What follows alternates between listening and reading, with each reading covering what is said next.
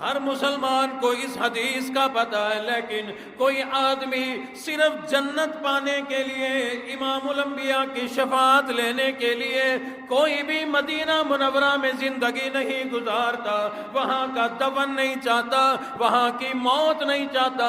ہاں آپ کہیں گے کتنے لوگ ہیں جنہوں نے زندگی پاکستان سے مدینہ جا کر گزاری، تمام زندگی وہی گزاری، وہی موت آئی، وہی دفن ہوئے۔ یاد رکھنا بہت کم لوگ ایسے ہوتے ہیں جو آخرت کو دیکھ کر جنت کمانے کے لیے وہاں گئے، ورنہ دنیا جتنی بھی وہاں جاتی ہے دولت کمانے جاتی ہے۔ ہم وہاں جائیں گے پیسہ کمانے، رہیں گے دولت کے چکر میں، مریں گے تو پیسہ کماتے کماتے، دفن ہوں گے تو پیسہ کماتے کماتے۔ یہود یہ بات جانتے ہیں کہ یہ ان کے لیے بڑی عظمت والی جگہ ہے، ان کے لیے مسیحا یہاں آئے گا، دجال یہاں آئے گا، ان کو وہ بچائے گا۔ وہ اس عظمت کو یہود قرآن و حدیث سے حاصل کرتے ہیں تو وہ چاہتے ہیں کہ یہاں ہمارا قبضہ ہو، یہی ہمارا رہن ہو، یہی دفن ہو، یہی کفن ہو۔ اگر ان کے مقابلے میں دیکھا جائے ہمارا تو عمل قرآن و حدیث پہ اتنا بھی نہیں جتنا ان لوگوں کا ہے، جن کو ہم گالیاں دیتے نہیں تھکتے، جن کو ہم برا بھلا کہتے کہتے نہیں تھکتے۔ انہوں نے باقاعدہ قرآن حدیث کے مدرسے بنا رکھے ہیں، وہاں اکیڈمیاں بنا رکھی ہیں، باقاعدہ انہوں نے اپنے عالم ہمارے مولویوں کی طرح بنا کر کے بٹھا رکھے ہیں، جو وہاں آنے والے لوگوں کو قرآن بھی پڑھاتے ہیں، حدیث بھی پڑھاتے ہیں، اس نیت سے نہیں کہ یہ کالی کملی والے پہ قرآن نازل ہوا، بلکہ اس نیت سے کہ اس میں جو ہمارے حق میں معلومات ہے وہ ہمیں مل جائے۔ یعنی قرآن اور حدیث پر ان لوگوں کا بڑا پکا یقین ہے، بڑا پکا اعتماد ہے۔ بہرحال بیت المقدس، مسجد اقصی، مسلمانوں کے ہاں، عیسائیوں کے ہاں، حتیٰ کہ یہودیوں کے ہاں بھی بڑی عظمت والی جگہ ہے۔ سب ہی اس کی بڑی قدر کرتے ہیں، کیوں؟ اس لیے کہ اللہ نے واقعی اس جگہ کو بڑی عظمت عطا فرمائی۔ حضور علیہ الصلوۃ والسلام نے ارشاد فرمایا کہ میری امت میں ایک گروہ ایسا ہوگا جو ہمیشہ حق پہ، دین پہ رہے گا اور اپنے مخالفوں پر غالب رہے گا۔ صحابہ اکرام نے عرض کر دی آقا وہ کہاں ہوگا، وہ زمین پہ کہاں ہوگا؟ حضور علیہ الصلوۃ والسلام نے ارشاد فرمایا وہ گروہ جو ہمیشہ حق پہ رہے گا، دین پر قائم رہے گا، دین پر دائم رہے گا اور اپنے مخالفوں کے اوپر غالب بھی رہے گا، وہ گروہ بیت المقدس میں ہوگا اور اس کے آس پاس کی جگہ میں ہوگا۔ اسی طرح حضور علیہ الصلوۃ والسلام نے ارشاد فرمایا خوشخبری ہے شام والوں کے لیے، یاد رکھنا شام اور فلسطین یہ ایک ہی علاقہ، بیت المقدس بھی اسی کے اندر موجود ہے۔ فرمایا خوشخبری ہے شام کے لیے۔ صحابہ نے عرض کر دیا آقا کس بات کی وجہ سے انہیں خوشخبری سنائی جا رہی ہے؟ فرمایا شام کا علاقہ، یہ بیت المقدس کا علاقہ اللہ کے ہاں اتنی عظمت والا علاقہ ہے، ہر وقت شام کے اوپر اللہ کے فرشتے اپنے پر پھیلائے رہتے ہیں۔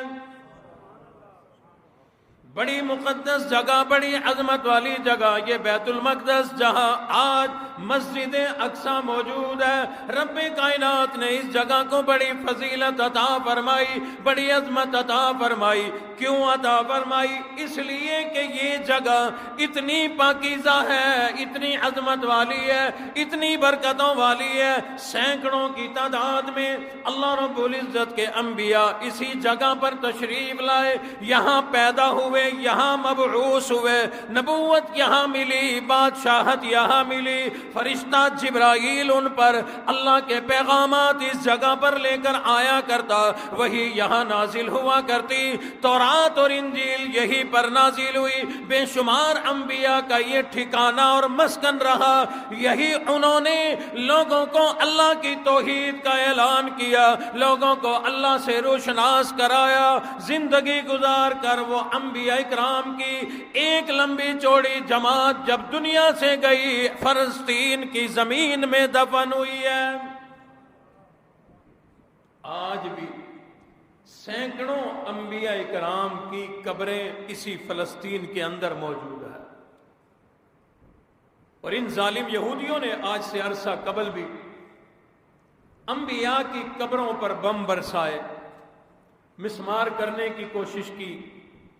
یہی سے اندازہ لگا لو، جو اپنے نبیوں کی، ہمارے نبی کی تو کیا قدر کریں گے، اپنے بنی اسرائیل کے نبیوں کی قدر نہیں کرتے، ان کی قبروں کی، مزارات کی قدر نہیں کرتے، میری اور آپ کی کیا قدر کریں گے؟ ہم اسی بات پہ خوش ہیں، ہم مسلمان ہیں، بس اتنا کافی ہے۔ بہت بڑی بات ہے، یہ بھی بڑی بات ہے، الحمدللہ اللہ نے ہمیں کلمہ عطا فرمایا، اسلام ہمیں دین عطا فرمایا، رسول اللہ کا امتی بنا دیا صلی اللہ علیہ وسلم، یہ بہت بڑی عظمت کی بات ہے۔ لیکن ان مقدسات کا تحفظ کون کرے گا؟ مسلمان کے پاس ٹائم نہیں، پاکستان والوں کے پاس ٹائم نہیں، جرت نہیں، دل میں ولولہ نہیں، تو پھر ان مقدسات کی حفاظت کون کرے گا؟ غیر مسلم کرے گا۔ یہ اتنی مقدس جگہ ہے جہاں پر ابھی گزشتہ ہفتے میں 10 دن پہلے نماز پڑھتے ہوئے نہتے فلسطینی مسلمان نمازیوں پہ بم برسائے گئے۔ یہ وہی جگہ ہے جس جگہ کی حضور علیہ الصلوۃ والسلام نے عظمت بتلائی کہ مسجد اقصی بیت المقدس میں ایک نماز پڑھنے پہ 250 نمازوں کا ثواب ملتا۔ 250 نماز معمولی بات نہیں، ایک نماز پر۔ بلکہ حضرت سلیمان علیہ السلام نے جب ہیکل سلیمانی بنایا، یعنی یہ مسجد اقصی جہاں پر ہے، جب تعمیر ہوئی، مکمل ہوئی، تو انہوں نے جھولی پھیلائی، اللہ سے دعائیں مانگی۔ پتہ چلا کہ جب کوئی نیک کام کرو تو پھر اللہ سے دعا مانگو، نماز پڑھو اللہ سے دعا مانگو، کسی نیک عمل کے بعد، عبادت کے بعد اللہ سے دعا مانگو۔ انشاءاللہ واقعات شاہد ہیں کہ عبادت کے بعد اگر دعا مانگو گے، اللہ عبادت کے ذریعے گناہ بھی معاف فرما دیں گے، دعا بھی قبول فرمائیں گے۔ ابراہیم علیہ السلام نے بیت اللہ بنایا، مکمل ہو گیا تو جھولی پھیلا دی، مولا جو میری عمر کا بوڑھا بابا جی یہاں پر آئیں اور یہاں اس گھر بیت اللہ کا طواف کرے تو اس کے سارے گناہ معاف فرما دینا۔ اما ہاجرہ نے جھولی پھیلائی کہ جو میری عمر کی بوڑھی عورت آئے تو اس کے بھی گناہوں کو معاف فرما دینا۔ حضرت اسماعیل نے جھولی پھیلائی، مولا کوئی میرے جیسا جوان آ جائے تو اس کے بھی گناہوں کو معاف فرما دینا۔ حضور علیہ الصلوۃ والسلام نے فرمایا جو اللہ کی رضا کے لیے آ کر بیت اللہ کا طواف کریں، عمرہ کریں، حج کریں، اللہ اس کے پچھلے گناہ ایسے معاف فرما دیتے ہیں جیسے کوئی اس نے گناہ کیا ہی کوئی نہیں۔ لیکن ابراہیم علیہ السلام نے خاص طور پر ایک دعا مانگی تھی۔ جب ابراہیم علیہ السلام اور ان کے خاندان نے بیت اللہ کو تعمیر کر لیا، اللہ کے گھر کو بنا لیا، جھولی پھیلا دی تھی، ربنا وبعث فیہم رسولا، اے میرے اللہ وہ آپ کا حبیب اور محبوب نبی جو آپ کو بڑا پسند ہے، جس کے لیے آپ نے تمام دنیا کو بنایا، تمام نظام کائنات کو بنایا، وہ آپ کا حبیب نبی مجھے عطا فرما دیجئے، وہ اپنا حبیب مجھے دے دیجئے۔ اللہ نے دعا کو قبول فرمایا۔ بہرحال سلیمان علیہ السلام نے جب مسجد اقصی کی تعمیر کو مکمل کر لیا، جھولی پھیلائی، مولا مولا میری دعائیں ہیں، یہ میری جھولی پھیلی ہوئی ہے، میری دعاؤں کو قبول فرما لینا، میری جھولی کو خالی نہ لوٹا دینا۔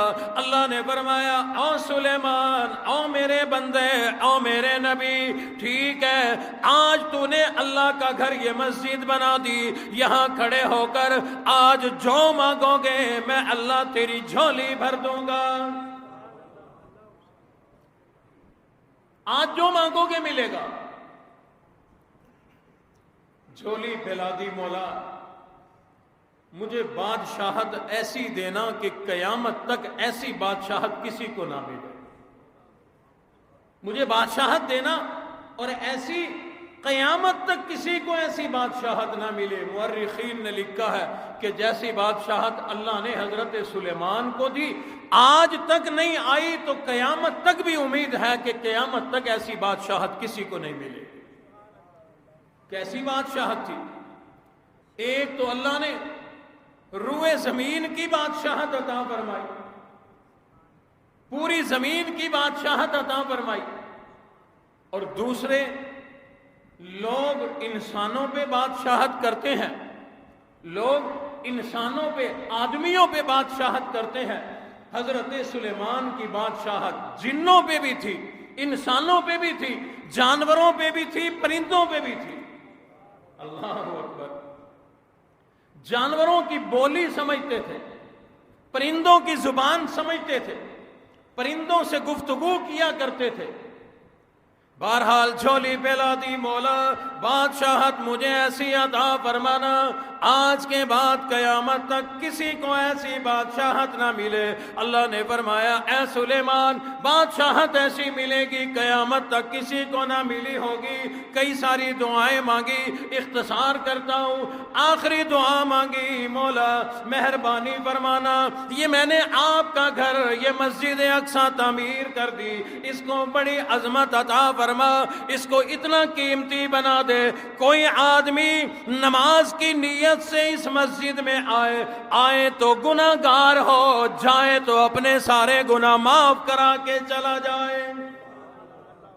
حضور علیہ السلام نے ارشاد فرمایا، اللہ نے حضرت سلیمان کی اس دعا کو ایسا قبول فرمایا، قیامت تک جو بھی آدمی نماز کی نیت سے مسجد اقصی میں داخل ہوگا لاکھوں کروڑوں گناہوں کی گٹھڑی لے کر اندر جائے گا، جب باہر آئے گا اللہ سارے گناہ معاف فرما دیں گے۔ یعنی یہ اتنی عظمت والی جگہ ہے، یہ مسجد اقصی کہیں، بیت المقدس کہیں، فلسطین کہیں، اللہ نے بے شمار نبیوں کے یہاں قدم لگوائے ہیں۔ یاد رکھنا تمام ہی انبیاء بڑے عظیم لوگ تھے، جہاں جہاں ان نبیوں کے قدم لگے اللہ نے وہاں گل و گلزار کھلا دیا، ان جگہ کو بڑا عظیم بنا دیا۔ مورخین اور علماء مفسرین نے جو باتیں لکھی ہیں ان کو اگر پڑھیں اور انبیاء کے جہاں جہاں قدم لگے ہیں ان جگہوں کو اللہ نے جو اتنی عظمتیں عطا فرما دی، یہ انہی نبیوں کے قدم لگنے کی وجہ سے ہے۔ میں اس طرف زیادہ تفصیل میں نہیں جانا چاہتا، لیکن دل میں آ رہی ہے بات تو ایک دو لفظوں میں کہے جاتا ہوں تاکہ تھوڑی سی بات سمجھ میں آ جائے۔ اللہ نے جب یہ دنیا بسائی سب سے پہلے انسان حضرت آدم علیہ السلام کو اس زمین پہ بھیجا۔ کہاں؟ کس جگہ پر اتارا؟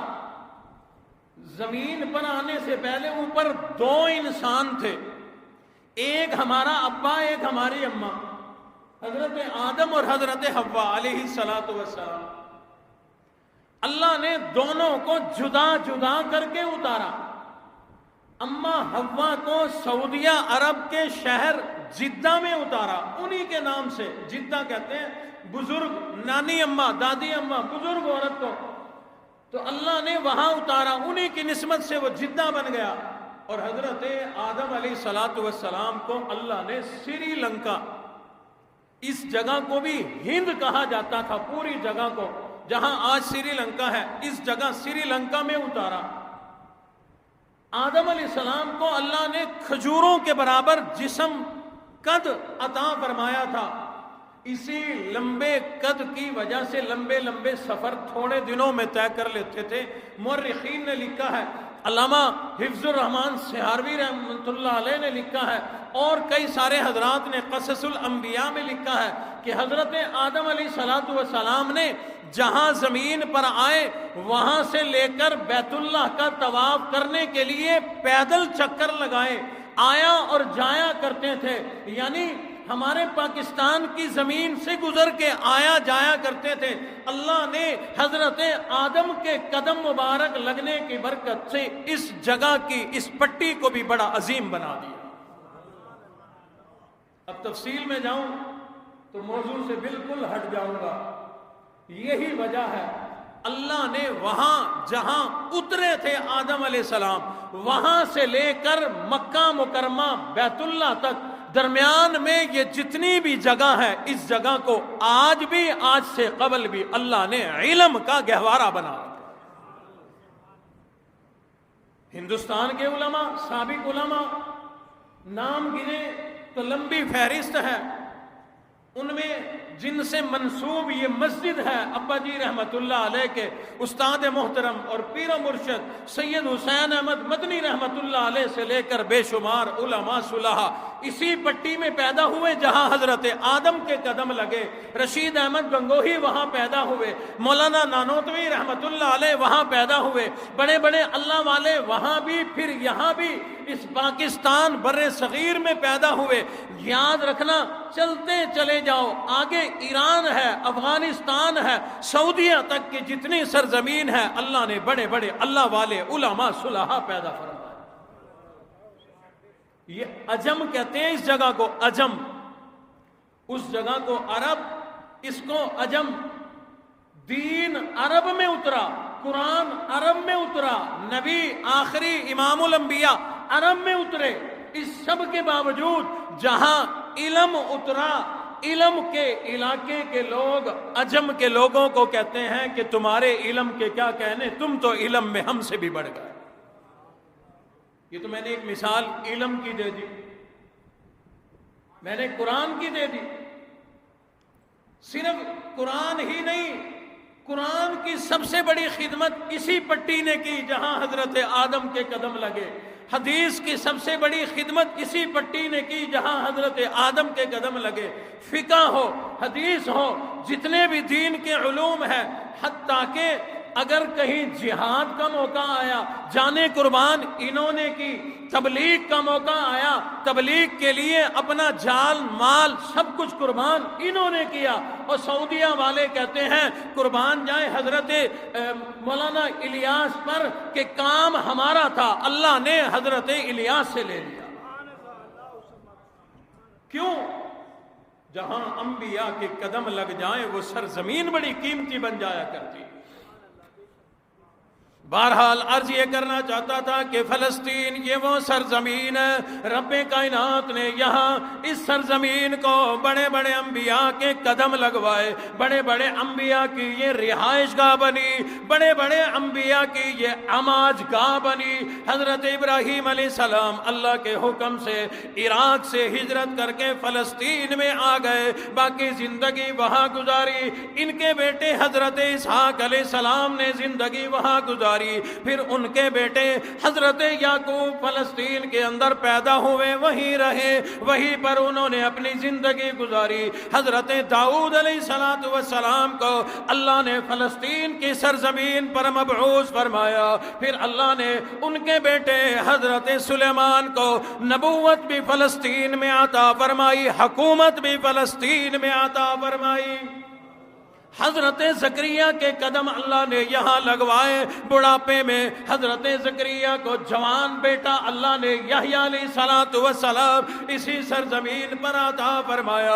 اسی سرزمین پر حضرت مریم علیہ السلام دنیا میں تشریف لائی ہے، پھر اسی سرزمین پر اللہ نے اپنی نرالی قدرت کا اظہار فرمایا۔ قیامت تک آنے والے لوگوں کو اپنی قدرت دیکھو تو صحیح، کتنے عجیب انداز میں سمجھائی. اسی فلسطین کی سرزمین پر اللہ نے اپنی قدرت کا اظہار کیا. حضرت مریم کے پیٹ سے بغیر باپ کے اللہ نے بچہ عطا فرما دیا. جناب عیسیٰ علیہ السلام اسی فلسطین کی سرزمین پر دنیا میں تشریف لائے. اسی سرزمین پر حضرت عیسیٰ علیہ السلام چند دنوں کے بچے ہیں. ماں پر تہمت لگ گئی. اسی سرزمین پر اماں کی گود کو منبر بنا کر خطبہ ارشاد فرما دیا, لوگوں میری اماں پر تہمت نہ لگاؤ, اسے فاحشہ عورت نہ کہو, اسے برا بلا نہ کہو. جس طرح میں کم سنی کے اندر چند دنوں کے اندر اللہ کی قدرت سے تمہیں بول کے دکھا رہا ہوں, اللہ نے اسی قدرت سے بغیر باپ کے مجھے عطا فرما دیا. ماں کی گواہی اسی سرزمین پر دی. اللہ نے انہیں نبوت اسی سرزمین پر عطا فرمائی, اور پھر اللہ نے مزید اپنی قدرت کا اظہار فرمایا. دیکھو تو صحیح, قربان جائیں یہ سرزمین کتنی عظیم ہے. اللہ بار بار اپنی قدرت کا یہاں اظہار فرما رہے ہیں. اللہ نے پھر ایک روز حضرت عیسیٰ علیہ السلام کو زندہ حالت میں آسمانوں پر اسی زمین سے اٹھایا.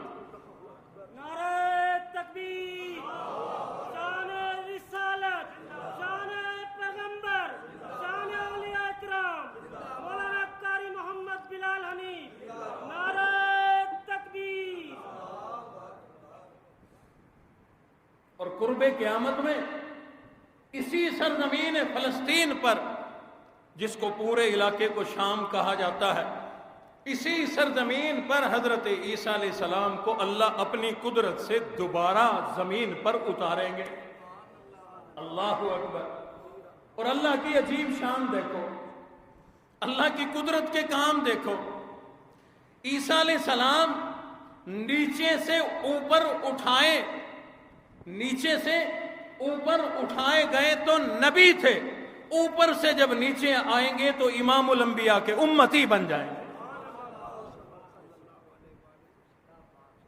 اور اگر جس محبت سے آپ سن رہے ہیں بھرپور توجہ ہو تو یہاں آج ایک بڑے زبردست نکتے کی بات سمجھا کے جاؤں.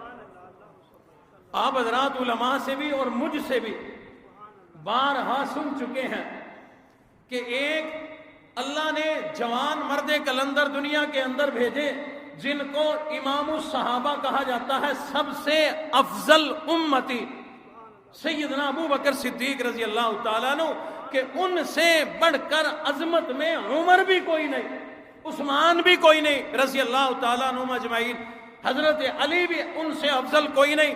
بڑے بڑے جید صحابہ کرام ہیں, لیکن علماء کا متفقہ فیصلہ قرآن و حدیث کی روشنی میں ہے کہ اللہ نے سب سے افضل امتی حضرت ابو بکر صدیق کو بنایا. آج مجھ سے ہی سنو, قرب قیامت میں جب حضرت عیسیٰ علیہ السلام دنیا میں آئیں گے تو ہمارے نبی کے امتی بن کے آئیں گے, جو کہ حضرت ابو بکر صدیق سے بھی افضل بن کے آئیں گے. حضرت ابو بکر سے افضل امتی صرف ایک ہے, ان کا نام حضرت عیسیٰ علیہ السلام. جب اٹھائے گئے نبی تھے, دوبارہ جب اتارے جائیں گے تو امام الانبیاء کے امتی بن کر اتارے جائیں گے. بہرحال عرض میں یہ کر رہا تھا, یہ بڑی عظمت والی سرزمین فلسطین کی سرزمین, رب کائنات نے انبیاء کرام کے قدم یہاں لگوائے. آؤ بڑی پتہ کی اور بڑی مزے کی بات آپ کو فلسطین کی عظمت کے بارے میں بتلانے لگاؤں. میں اپنے تصور سے ایک بات کرنے لگاؤں اور اس کی دلیل حدیث شریف میں موجود ہے. اللہ رب العزت کے پاک پیغمبر نے ارشاد فرمایا, ہم انبیاء لوگوں کے جسموں کو اللہ نے جنت کی مٹی سے بنایا. جب ہم دنیا سے جاتے ہیں جنت ہمارا ٹھکانہ بنتا ہے, یعنی جنت سے ہم لوگ آیا کرتے ہیں. تمام انبیاء کرام جنت سے آئے, جب دنیا سے گئے واپس جنت میں چلے گئے, لیکن ان کو اڑتے ہوئے جنت میں جاتے کسی نے نہیں دیکھا. لوگوں نے انبیاء کی دنیا سے رخصتی کے بعد ان کی قبریں اسی زمین پر بنائی ہے, یعنی جہاں جہاں نبیوں کی قبریں بنی وہ قبریں جنت کا ٹکڑا ہے, اور وہ جنت کا ٹکڑا فلسطین میں موجود ہے. ایوب علیہ السلام وہاں ہے، اسحاق علیہ السلام وہاں ہے، یعقوب علیہ السلام وہاں ہے، موسیٰ کلیم اللہ وہاں دفن ہے، سینکڑوں انبیاء اکرام کی وہاں قبریں موجود ہے۔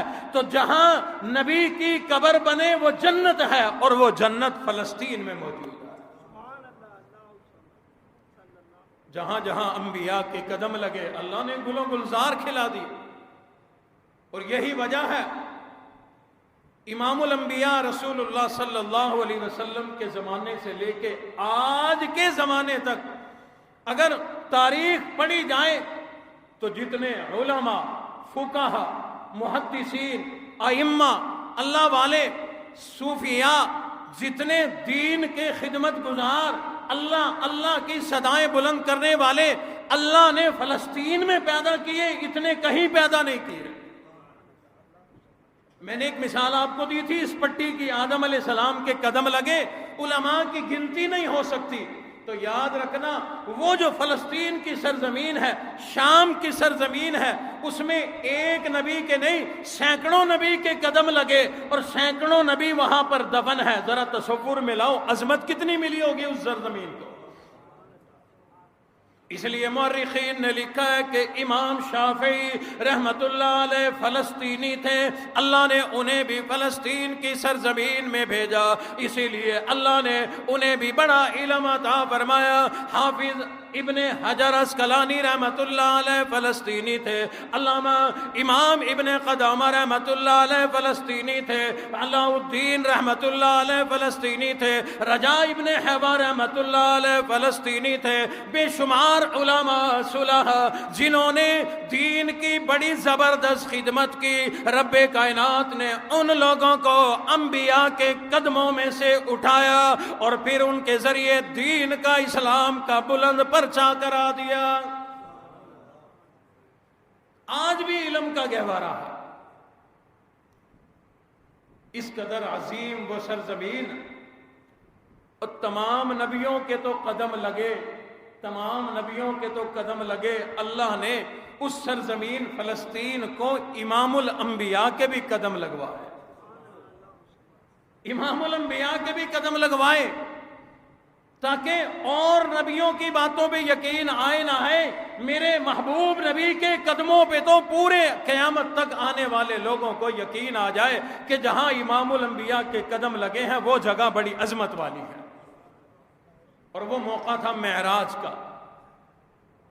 سبحان الذی اسریٰ بعبدہ لیلا من المسجد الحرام الی المسجد الاقصی، اللہ نے معراج کا، زمین کا جو سفر کرایا، واضح لفظوں میں قرآن میں بھی ارشاد فرما دیا کہ میں نے اپنے محبوب نبی کو بیت اللہ سے لے کر مسجد حرم سے لے کر، من المسجد الحرامی، مسجد حرام سے لے کر الی المسجد الاقصی تک کا سفر کرایا۔ ایسے واضح الفاظ اللہ نے ارشاد فرمائے، قیامت تک کسی کو شک ہی نہ ہو۔ اور ایک بڑی اور زبردست بات کہ وہ کتنی عظمت والی جگہ ہے، اللہ رب العزت نے قرآن مجید میں جہاں یہ معراج کا سفر ارشاد فرمایا نا زمینی، پروردگار عالم نے قرآن مجید میں ارشاد فرمایا کہ یہ سفر میں نے من المسجد الحرام الی المسجد الاقصی، مسجد حرام سے لے کر مسجد اقصی تک کا میں نے اپنے محبوب نبی کو یہ سفر کرا دیا۔ اور اللہ نے بڑی عجیب بات آگے ارشاد فرمائی، فرمایا الذی بارکنا حولہ لنریہ من آیاتنا، اللہ فرماتے ہیں لوگوں مسجد اقصی وہ کون سی جگہ ہے، کتنی عظمت والی جگہ ہے، کتنی برکتوں والی جگہ ہے، ذرا اندازہ اس بات سے لگا لینا۔ فرمایا مسجد اقصی کے گرد و نواح کی ساتھ ساتھ کی جو جگہ ہے، الذی بارکنا حولہ، اس کے جو گرد و نواح کی جگہ ہے وہ بڑی برکت والی جگہ ہے۔ جب گرد و نواح برکت والا ہے تو مسجد اقصی کتنی برکت والی ہوگی۔ کیا برکتیں ہیں وہاں پر؟ وہاں کے سیاح، محققین اور علماء نے لکھا ہے کہ زرخیزی وہاں ہے، ہریالی وہاں ہے، شادابی وہاں ہے۔ دنیا میں جڑی بوٹی، فصل، کوئی چیز، پھل، جہاں دنیا میں جو چیز نہ ہوتی ہو فلسطین میں ضرور ہوتی ہے۔ جو جڑی بوٹی علاج کے لیے کہیں نہ ملتی ہو وہاں ملے گی۔ اور یہ تو عام لوگوں کو سمجھانے کی بات ہے، لیکن مفسرین نے لکھا ہے ان برکتوں سے مراد یہ ہے کہ انبیاء کی قبریں وہاں ہیں، جبرائیل وہاں آتا، وہی وہاں اترتی، سینکڑوں نبیوں نے زندگی وہاں گزاری، آج بھی سینکڑوں انبیاء اسی سرزمین پر آرام فرما ہے جس سرزمین پر اللہ نے اپنے محبوب نبی کے مبارک قدم بھی لگوائے۔ بہرحال بڑی عظمت والی جگہ یہ بیت المقدس، مسجد اقصی، جس پر آج بڑی گہری نظریں یہود نے گاڑ رکھی ہے، مکمل طور پر قبضہ جما لینا چاہتے ہیں، اور ایک عرصہ پہلے بھی یہود نے قبضہ جمائے رکھا، بڑی ساری زندگی گزر گئی، ہم بھی دیکھتے سنتے آ رہے ہیں، پہلے علماء، صلحاء، محققین سے بھی یہی سنا، یہ ظالم لوگ ہمیشہ سے یہی کوشش کرتے آ رہے ہیں کہ تمام فلسطین پہ ہمارا قبضہ ہو جائے۔ آج وہاں نماز کی آزادی کوئی نہیں، جمعے کی آزادی کوئی نہیں، زندگی گزارنے کی آزادی کوئی نہیں، چھوٹے چھوٹے بچوں کو شہید کیا گیا، خواتین کو شہید کیا گیا، مردوں کو شہید کیا گیا، انہیں بچانے والا کوئی نہیں، ان کے حق میں بولنے والا کوئی نہیں۔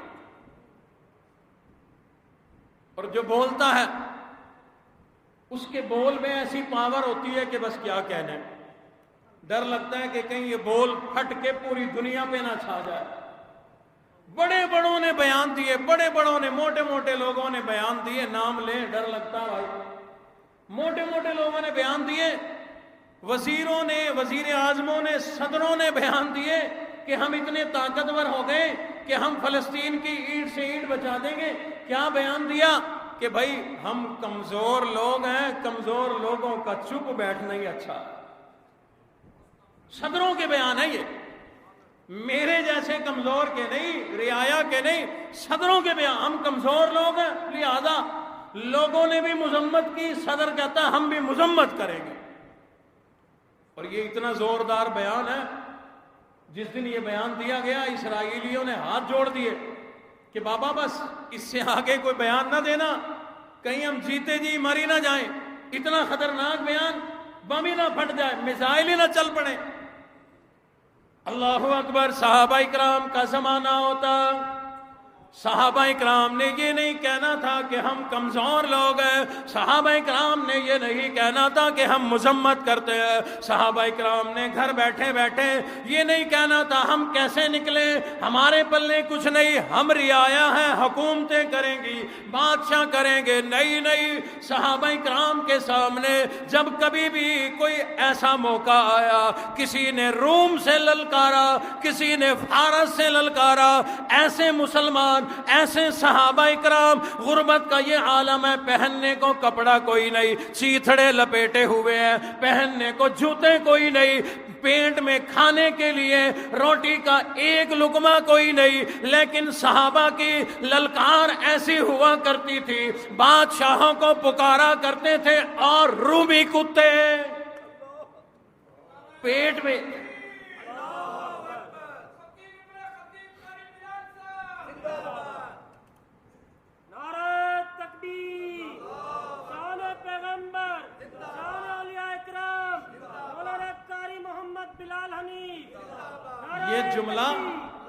یہ جملہ میں نے اپنا نہیں بولا، صحابی رسول کا ہے، صحابی رسول نے پکارا تھا، اور رومی کتے۔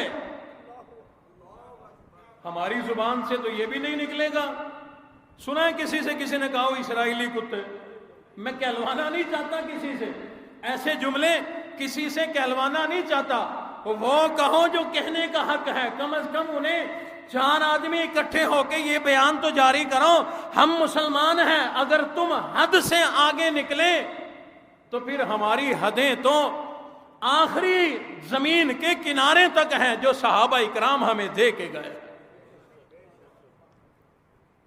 آج ضرورت ہے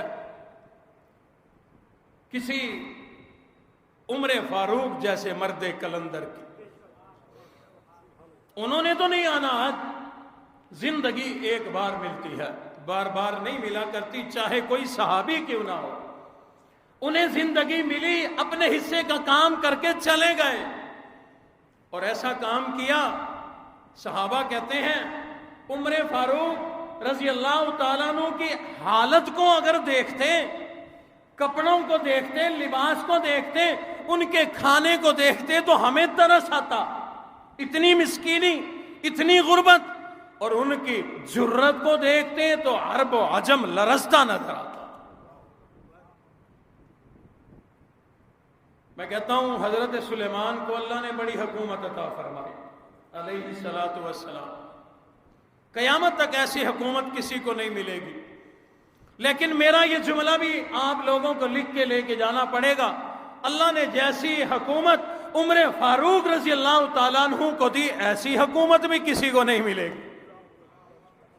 کوئی سپر پاور آ جائے، 1 امریکہ کیا 1 لاکھ امریکہ اکٹھے ہو جائیں، بڑی ترقی کر لیں گے، بڑی فحاشیوں میں جدت اختیار کر لیں گے، عمر فاروق جیسی حکومت قائم نہیں کر سکتے.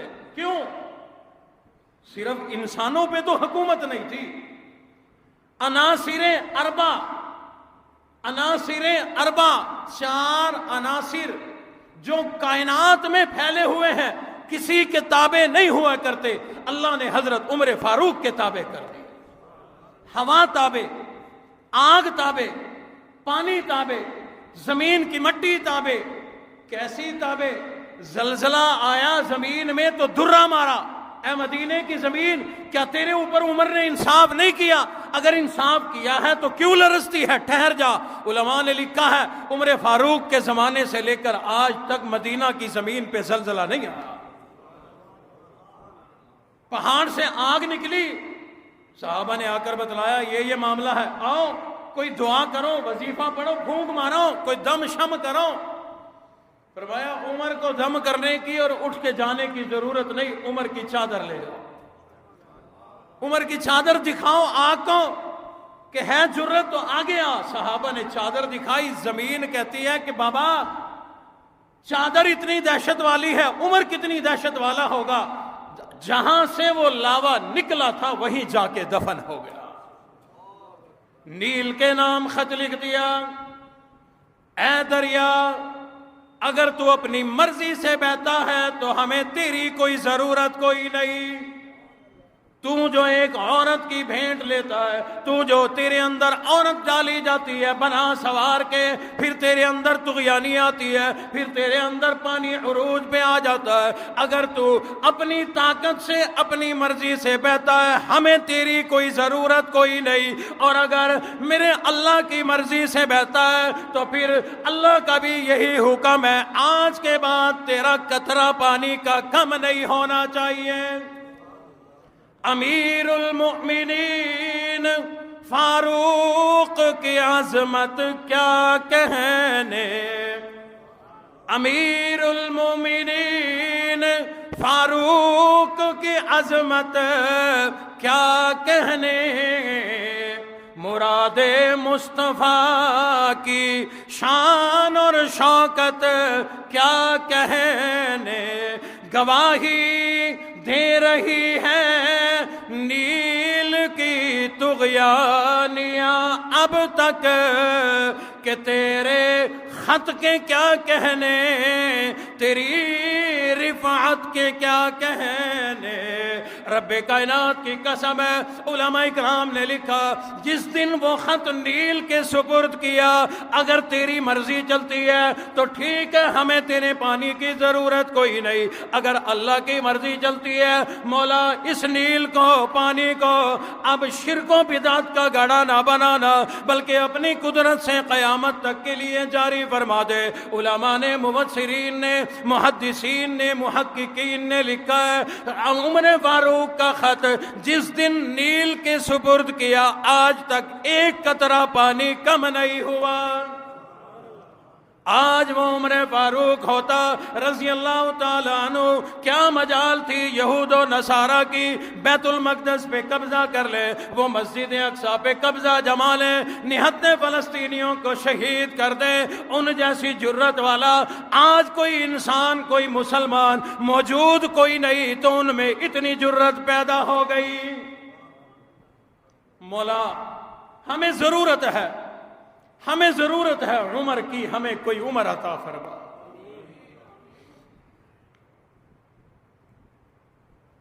میں سمجھتا ہوں کہ قیامت تک عمر کی ضرورت ختم نہیں ہو سکتی، ضرورت رہے گی۔ کیوں؟ امام الانبیاء ہو کر حضور علیہ الصلوۃ والسلام نے جھولی پھیلائی، مولا مجھے اور آپ کے دین کو، آپ کے اسلام کو، قرآن کو اور مجھے اب عمر کی ضرورت ہے، عمر کے بغیر گزارا نہیں چلے گا۔ اگر میرے جملے برداشت کر سکوں تو اگلے جملے بولنے لگا کہ عمر تو ایسی چیز ہے، ایسی چیز ہے، ایسا مرد کلندر ہے، امام الانبیاء کو مانگنا پڑا اور رب کو بھیجنا پڑا۔ یہ ایسی ضرورت ہے، ایسی ضرورت اللہ نے بنائی کہ امام الانبیاء کو بیت اللہ کی چوکھٹ پکڑ کے جھولی پھیلا کے مانگنا پڑا اور رب کو بھیجنا پڑا۔ ذرا سوچو تو صحیح، اس وقت دین کو، اسلام کو، قرآن کو، ایمان کو، رسول اللہ کو کتنی ضرورت پیش آ گئی ہوگی کہ جھولی پھیلا کر عمر مانگنا پڑا اور میرے رب کو عمر بھیجنا پڑا۔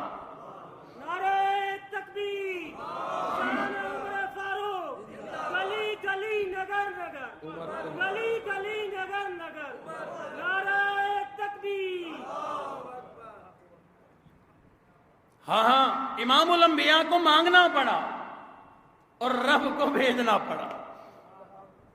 اسی کو شاعر کہتا ہے کہ مرد جلال مرد ہنر بھیجنا پڑا، مرد جلال مرد ہنر بھیجنا پڑا، مرد جلال مرد ہنر بھیجنا پڑا، اونچے بدن پہ اونچا ہی سر بھیجنا پڑا، سب سے بڑے نبی کی حفاظت کے واسطے، سب سے بڑے نبی کی حفاظت کے واسطے، فولاد سے بھی سخت بشر بھیجنا پڑا، بڑھنے لگا تھا زور جہالت کی فوج کا، بڑھنے لگا تھا زور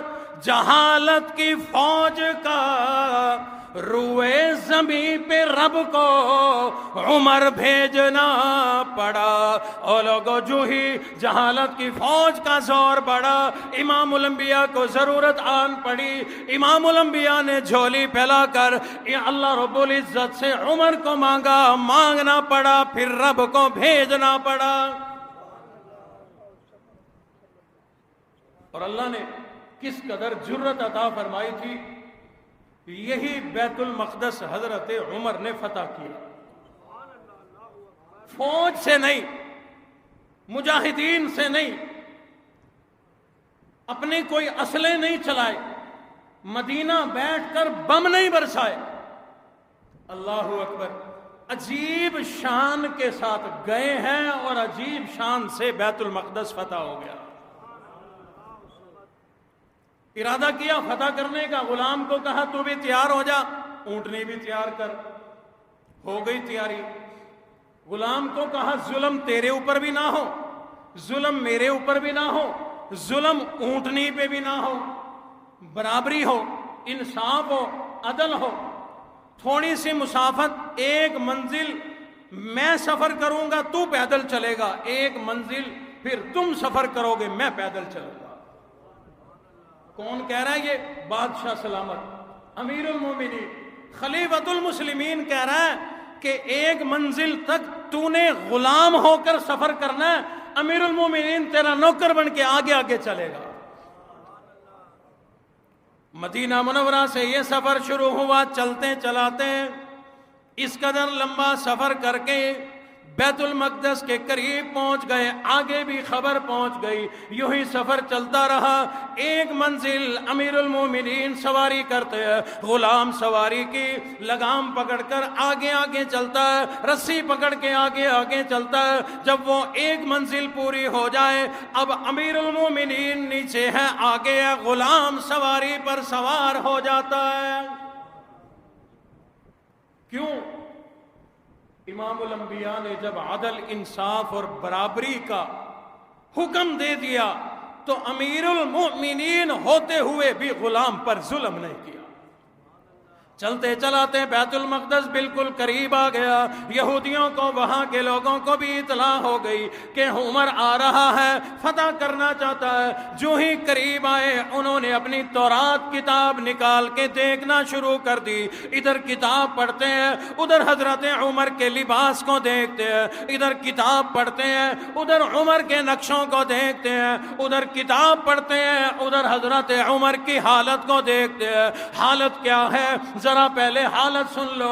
حضرت زید فرماتے ہیں امیر المومنین کی اس قمیض کے اندر 12 ٹانکیے، 12 پیوند لگے ہوئے تھے، بیت المقدس کو فتح کرنے چلے ہیں۔ جب بیت المقدس کے قریب پہنچے، حالت یہ تھی، غلام اونٹنی کے اوپر سوار ہے، امیر المومنین پیدل چل رہے ہیں۔ چلتے چلتے حضرت عمر کا جوتا ٹوٹ گیا، ایک ہاتھ میں جوتا ہے، ایک ہاتھ میں سواری کی رسی ہے، پیدل چل کے امیر المؤمنین بیت المقدس کو فتح کرنے آ رہے ہیں۔ نہ تیر، نہ تلوار، نہ اسلحہ، نہ فوج، نہ لشکر، ٹوٹی ہوئی جوتی ہاتھ میں، رسی ناکا اونٹنے کی ہاتھ میں، غلام سواری پہ، یہ حالت لے کے آئے۔ اللہ نے اس حالت پہ بیت المقدس کو فتح کرا دیا۔ جب قریب آئے انہوں نے کہا کہاں سے آئے ہو؟ کہا مدینہ سے آیا ہوں، عرب سے آیا ہوں۔ کون ہو؟ عمر ابن خطاب میرا نام ہے۔ کہا تم اس وقت کے خلیفہ ہو، امیر المومنین ہو؟ کہا بالکل۔ انہوں نے کہا ہم مزاحمت نہیں کرتے، بیت المقدس کی چابیاں سنبھالو۔ فرمایا کیا ہوا؟ کیوں؟ کہا یہ ہماری آسمانی کتاب ہے، خود پڑھ کے دیکھ لو، اس میں عمر کا نام، عمر کی ولدیت، عمر کا چہرہ، اور جس دن وہ فتح کرنے آئے گا عمر کے لباس کی 12 ٹانکیاں، کپڑے کے اندر ٹانکیاں لگی ہوئی، اور غلام ناکا پر، امام پیدل چل رہا ہے۔ یہ نشانیاں تورات میں موجود ہیں۔ جب یہ آسمانی کتابوں کا فیصلہ ہے تو ہمارا بھی فیصلہ ہے، ہم لڑائی نہیں کرتے، بیت المقدس کی چابیاں تمہارے حوالے۔ میں نے اس لیے عرض کیا کہ اللہ ہمیں ایک عمر اور دے دے، کم از کم ایک اور دے دے۔ قیامت زیادہ دور نہیں، اب تو قریب ہے، ایک عمر مل جائے قیامت تک کافی ہو جائے گا، ایک مل جائے ہمیں۔ اور اگلی بات عرض کروں، عمر کا انتظار کیوں کرتے ہو؟ خود عمر کیوں نہیں بنتے؟ خود بنو۔ ہمارے سینے میں ایمان نہیں ہے، کلمہ نہیں ہے، اسلام نہیں ہے، خود بنو۔ اور اس کی پہلی کڑی، خود عمر بننے کی پہلی کڑی یہ ہے، ہم بھی مسلمان ہیں، فلسطینی بھی مسلمان، ہم بھی صاحب ایمان، وہ بھی صاحب ایمان، وہ بھی اس اللہ کے ماننے والے، ہم بھی اس اللہ کے ماننے والے، وہ بھی اسی قرآن کے پڑھنے والے 30 سپاروں کے، ہم بھی اسی قرآن کے، ہم بھی اسی نبی کے ماننے والے، وہ بھی اسی نبی کے، وہ بھی بیت اللہ کا طواف کرتے ہیں، ہم بھی بیت اللہ کا طواف کرتے ہیں۔ جیسے وہ ہیں ویسے ہم ہیں، جیسے ہم ہیں ویسے وہ ہیں، یعنی وہ بھی مسلمان، ہم بھی مسلمان۔ حضور نے فرمایا مسلمان ایک جسم کی مانند ہے، ایک جسم کی مانند ہے۔ انہیں تکلیف ہو تو یہ تکلیف تمہاری ہے، انہیں دکھ پہنچے تمہیں دکھ ہو، انہیں سکھ ہو تو تم بھی نیند سو جاؤ کہ تمہیں بھی سکھ پہنچے۔ ان کا نفع تمہارا نفع بن جائے، ان کا نقصان تمہارا نقصان بن جائے۔ کم از کم اس بات کو تو سمجھو، نفع نقصان کو تو سمجھو۔ اسی سمجھ پہ انشاءاللہ ایک دن اللہ رب العزت ہماری سرزمین پہ کوئی نہ کوئی عمر پیدا کر دے گا۔ ایک عمر پیدا ہو گیا ہے، دعا کرو اللہ اس کی حفاظت بھی کرے، لمبی زندگی بھی عطا فرمائے۔ ترکی کا صدر طیب اردوغان، نام کا طیب ہے، کام کا عمر ہے، انشاءاللہ اس کی تھوڑی سی جب آنکھیں اٹھتی ہیں کفر کانپنا شروع ہو جاتا ہے۔ طیب اردوغان 2023 کے چکر میں ہے تو یہودی بھی تو 2023 کا انتظار کر رہے ہیں۔ یہ کھلنے کے چکر میں ہے تو وہ سمٹنے کے چکر میں ہے۔ انشاءاللہ یہ آخری سانسیں ہیں۔ آج اگر اس شیر کے ساتھ مل جاؤ گے شیروں میں تمہارا شمار ہو جائے گا، ورنہ کل کو اس شیر نے تمہیں نیڑے نہیں لگنے دینا۔ پھر روتے پھرو گے کہ یار ہم بھی مسلمان ہیں، ہم بھی مسلمان ہیں، ہمیں ساتھ لے لو۔ یہ نعرہ آج کیوں نہیں لگاتے کہ فلسطینی بھی مسلمان ہے، ہم بھی مسلمان ہیں، تمہارا کلمہ بھی وہی، ہمارا بھی وہی۔ کیا یہ خوب بات کی ہے علامہ اقبال رحمت اللہ علیہ نے، کہتا ہے کہ منفعت ایک ہے اس قوم کی، نقصان بھی ایک۔ منفعت ایک ہے اس قوم کی، نقصان بھی ایک۔ ایک ہی سب کا نبی، دین بھی، قرآن بھی ایک۔ حرم پاک بھی، اللہ بھی، قرآن بھی ایک۔ حرم پاک بھی، اللہ بھی، قرآن بھی ایک۔ کیا بڑی بات تھی ہوتے جو مسلمان بھی ایک۔ تمام دنیا کے مسلمان، یہ کروڑوں کی تعداد میں مسلمان ہیں، یہ سب اگر جمع ہو جائے، ایک زبان ہو جائے، یہودی کل خاموش ہو کے بیٹھ جائیں گے۔ یہ تو انہوں نے جو ہمیں منتشر کر رکھا نا، ہم نے ایک ریلی نکالی، مرد آباد مرد آباد مرد آباد، اگلے دن گھر آ کے کہا نہیں یہ نہیں، وہ غلطی سے لوگوں کے دوستوں کے ساتھ کہا ہے، ورنہ ہے زندہ باد۔ مولویوں نے کہا کہ ان کی بوتل نہ پیو، ان کی فلاں چیز نہ پہنو، نہ کھاؤ، نہ استعمال کرو۔ کہتے ہیں نہیں بس چس نہیں آتی، کوک کے بغیر مزہ نہیں ہے، پیپسی کے بغیر زندگی نہیں ہے۔ ٹھیک ہے پھر، ٹھیک ہے پھر، حدیث سن لو۔ حضور علیہ الصلوۃ والسلام نے ارشاد فرمایا من تشبہ بقوم فہو منہ، جس قوم جیسا لباس پہنو گے، جس قوم کی بنی ہوئی جوتی پہنو گے، جس قوم کو نفع دینے کے لیے ان کی خوراکیں، بوتلیں، پانی، چیزیں پیو گے، جس قوم جیسی مشابہت اختیار کرو گے، کل قیامت والے دن انہی کے ساتھ کھڑے ہوں گے۔ جب وہ جہنم میں جا رہے ہوں گے یہ بھی جہنم میں جا رہے ہوں گے۔ اب مرضی ہے پیو، خوب پیو۔ کہتے ہیں جی میرے ایک سے کیا ہوتا ہے؟ اس ظالم آدمی اس سرزمین سے اکیلا نفع اٹھاتا ہے، پھر تو نہیں کہتا میرے ایک سے کیا ہوتا ہے۔ اس سورج سے اکیلا نفع اٹھاتا ہے، پانی سے اکیلا نفع اٹھاتا ہے، دولت سے، بیوی سے، بچوں سے، ہر چیز سے اکیلا نفع اٹھاتا ہے۔ اس ٹائم نہیں بولتا، جب تھوڑا سا کنٹرول کرنے کی باری آتی ہے تو کہتا ہے میرے اکیلے سے کیا ہوتا ہے۔ میں بتاؤں کیا ہوتا ہے، ٹائم تو اوپر ہو رہا ہے۔ ایک اندازہ کہ ایک آدمی ایک مہینے میں یہودیوں کی بنی ہوئی چیزیں تقریباً 3000 روپے کی استعمال کرتا ہے۔ 3000 روپے کی، روزانہ 100 روپیہ خرچ کرتا ہے۔ کوئی ٹوتھ پیسٹ پہ، کوئی بوتلوں پہ، کوئی صابن پہ، کوئی شیمپو پہ، کوئی کسی اور بلا پہ، جوتیوں کی کمپنیوں پہ۔ اسٹیمیٹلی میں بات کر رہا ہوں، 3000 مہینے کے لگاتا ہے۔ تو اگر 1 لاکھ روپے 1 لاکھ بندے استعمال کر رہے ہوں تو کتنے ہو گئے؟ 30 لاکھ ہو گئے۔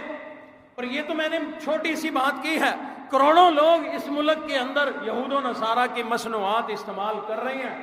اگر کروڑوں روپیہ نہیں اربوں روپیہ کا نقصان بنتا ہے ان کا اگر ہم یہ چیزیں چھوڑ دیں تو اسی دن جس دن ان کو پتہ چل جائے کہ ہماری چیزیں دکانوں سے واپس آنا شروع ہو گئی, اب بک نہیں رہی, گاہک لے نہیں رہے, کیوں؟ یہ یہودیوں کی بنی ہوئی, یہودیوں کو فائدہ پہنچتا ہے, اس لیے اگلے دن یہودی تمہارے پاؤں پکڑنے نہ آ جائیں تو پھر کیا نا. ہر چیز کا متبادل موجود ہے, ہر چیز کا. اور اگر نہ بھی ہو تو کوک اور پیپسی ہماری سانس تھوڑی ہے کہ اس کے بغیر زندگی نہیں. کوک پیپسی کا متبادل ہے, پیسٹ کا متبادل ہے, شیمپو کا متبادل ہے, صابن کا متبادل ہے, کپڑے کا متبادل ہے, جوتی کا متبادل ہے, کھانا پینا ہر تمام مصنوعات کے متبادل موجود ہے.